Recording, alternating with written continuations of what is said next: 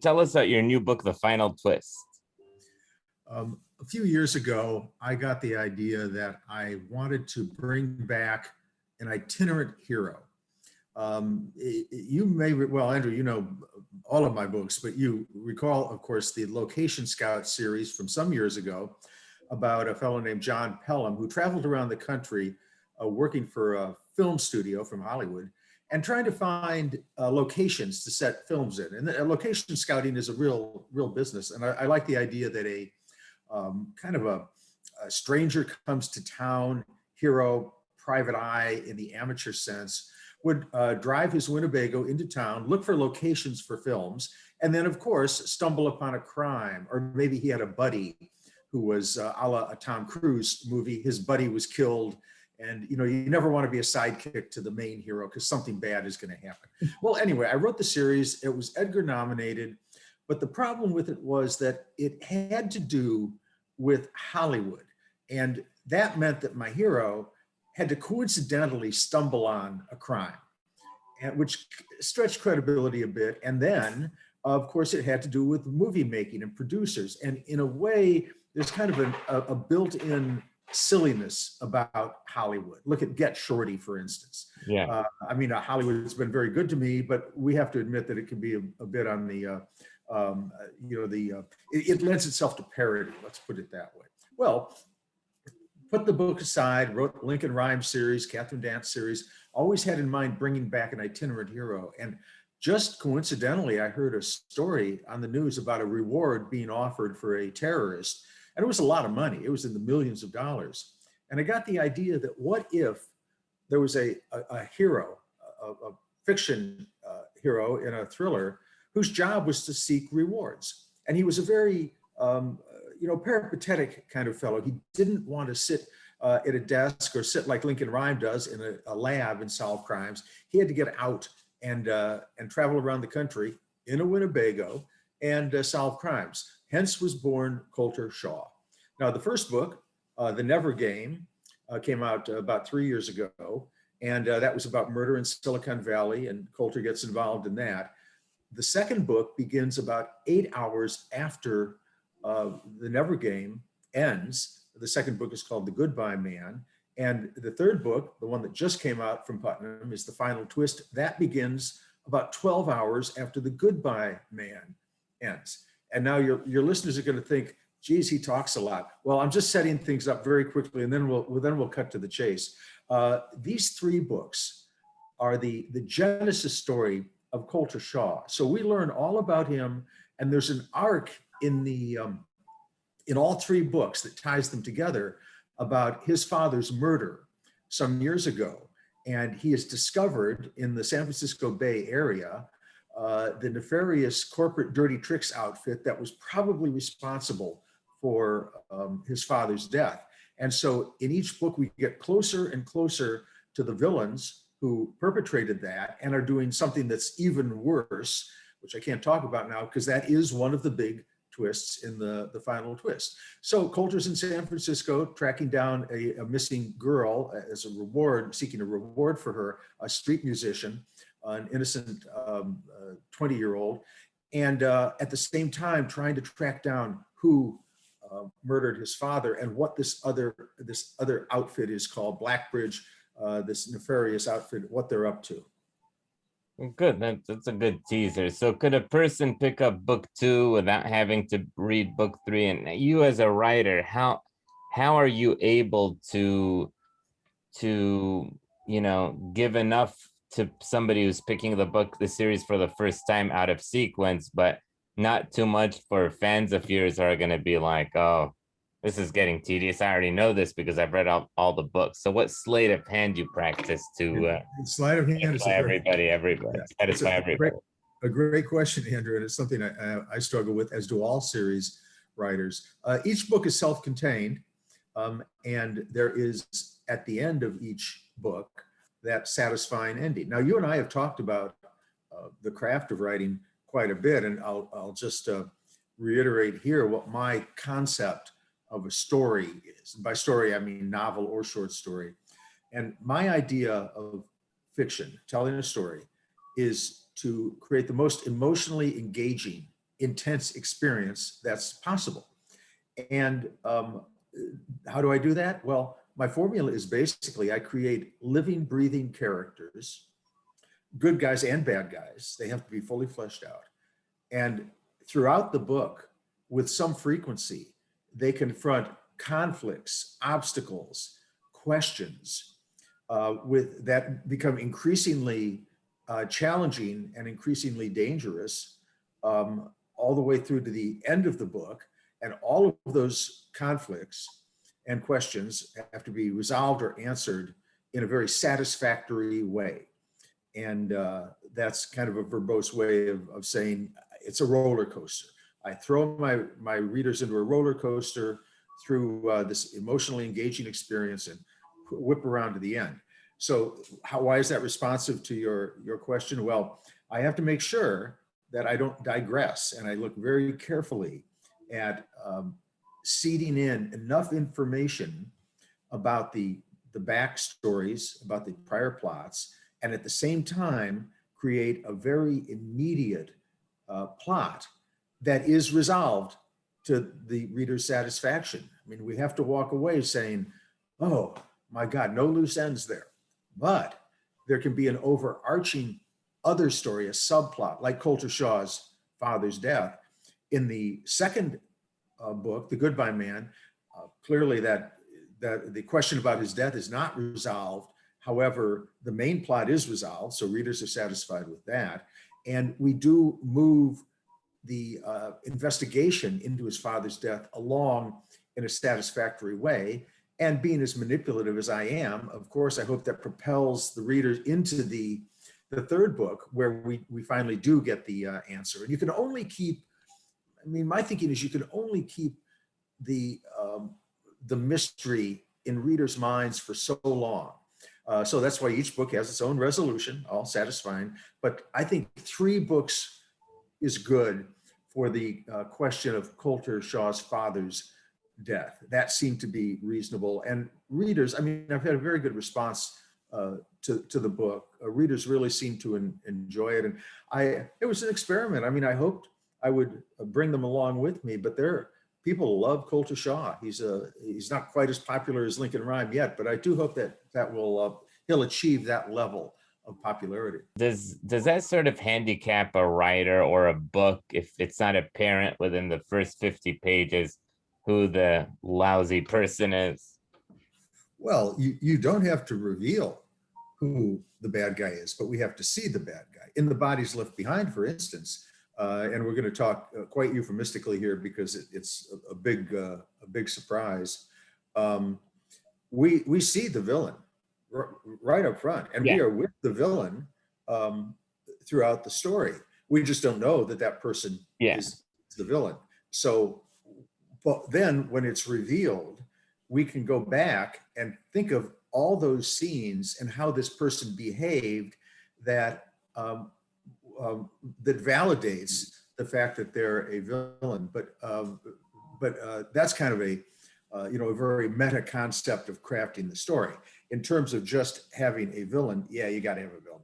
And they've got to be mean and despicable too. Although that mean and despicable doesn't mean they twirl their mustache and snarl. They can be quite suave and debonair, and they can be quite innocent appearing in manner and in appearance. So you need to have a bad guy. These books are about good versus evil, and in all forms. And also for any writers out there, and I should assume there are some, villains are just fun to create and spend time with. I'd much rather be, I get in Lincoln Rhyme's head, I get in Colter Shaw's head, I write those scenes, I enjoy it, I like spending time with them, but I really enjoy spending time with the villain. Maybe it's cathartic, or maybe I'm slightly psychotic myself. Maybe it's a possibility. Everybody who writes is to some extent. So tell us about are you comfortable telling us about the villains and the final twist? Sure. Oh yeah. There is, because there's actually not a surprise as to their identity. There's a big surprise toward the end of the story, which I will talk about glancingly. But in the in the final twist, it appears that Colter Shaw's father was murdered because he came across some nefarious, that's a word I've used probably far too many times in our discussion, but it does fit, the nefarious activities of a sort of a corporate solutions company called Blackbridge. And there are corporate solutions companies. These things exist. And the recent election saw a lot of activity among organizations like this, which will dig up opposition information on your political opponent, and on corporations who are competing with you, for instance. Mine crosses the line and does things that are illegal, including murder and so forth. And but it turns out that the ultimate villain, and this is not a twist, is a British megalomaniac who owns a company called Banyan Tree Holdings. Now, Banyan Tree, if anyone out there is familiar with horticulture, is a tree. I think it's related to the magnolia, and it has the largest root system of any tree that has ever existed. So while the tree could be 30 or 40 feet tall, and apparently it's a rather attractive looking tree, it will make a good logo in the movie for the Banyan Tree Holdings. But the roots, 40, 50 foot high tree, the roots will go for hundreds of yards, and they strangle other plants. And so you'll see a banyan tree and a big disc, a big circle of destroyed foliage around it. And my villain, of course, loved that metaphor, because what does he do? He's buying up corporations, hundreds and hundreds of corporations. He's seizing them, he's firing people. And that is for a reason that is the big twist. And that is the final twist. And that I can't talk about, except I will say that the final twist is to say politics what Dan Brown's The Da Vinci Code is to religion. There's a big secret. Alfred Hitchcock called it a MacGuffin. A MacGuffin is the thing that the good guys and the bad guys are seeking. The Maltese Falcon, for instance, in Dashiell Hammett's a great novel set in San Francisco as well, Sam Spade. But my MacGuffin is a document from the last century, early last century, that is extremely significant. And everybody's trying to find it, including Colter Shaw and the fellow who owns this company. And whoever gets it first, there will be a very significant outcome to actually the status of democracy in America. Wow, you're giving us some good teasers. So tell us about, is it safe to say that this is like a, almost a guide to all the neighborhoods of San Francisco with, from where one can feel like you're in the atmosphere of all these interesting places? Because when I was in San Francisco, I was just impressed that it just felt like many small little towns. There wasn't this cohesion to it like other big cities. Yeah, well, and thanks for mentioning that, Andrew, because I spent a lot of time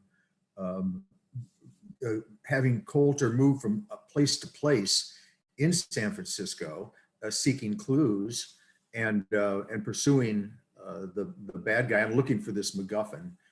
You can think of it, I think I call it a courier bag.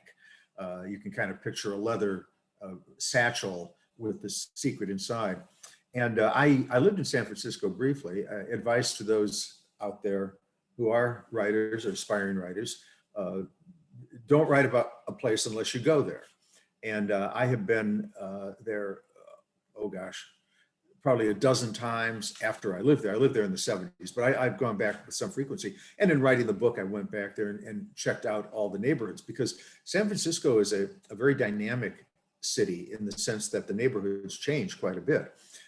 When I was there, Haight-Ashbury, the hippie LSD, Timothy Leary, Jefferson Airplane neighborhood now has a Whole Foods in it. So that tells you. Oh my God, I was there 10 years ago and it didn't even have anything like that. It still felt like, we went to the Grateful Dead bar or something and had a couple of cocktails. I think I had my usual ginger ale. Well, and those, I think those places and the head shops and so forth, I suspect they're owned by, a conglomerate, and it's all, feeds up into the chain of souvenir money and, souvenir operations. You can just cross, you go Salmau, south of Market, very different from, the Ghirardelli Square, the tourist area, Haight-Ashbury, of course, Golden Gate Park, Russian Hill, Pacific Heights is different. Bayside is one of the most dangerous areas in the country.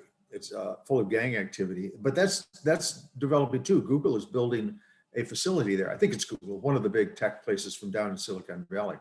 So that's going to change that neighborhood. And they're still dredging up muck from the naval yard there, where they dumped. I say the shipbuilding companies, I assume, maybe the government, just horrendously polluted the bay and the land there. So it's being somewhat redeveloped, but including nuclear waste. So if you go, take your Geiger counter.